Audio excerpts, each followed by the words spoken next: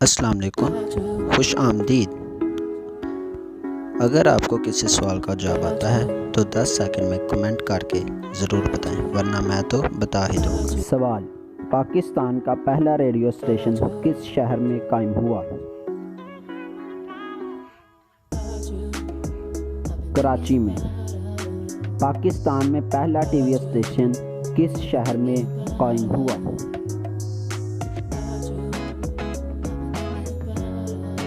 लाहौर में। पाकिस्तान का सबसे बड़ा रेलवे प्लेटफार्म कौन सा है?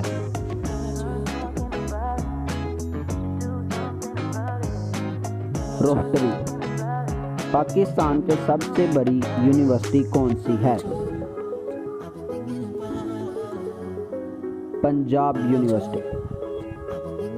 पाकिस्तान की सबसे बड़ी यूनिवर्सिटी कहाँ पर वाक़ई है?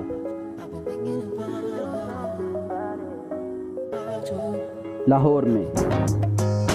अगर आपको हमारी ये वीडियो पसंद आई है तो इसे लाइक और शेयर ज़रूर करें।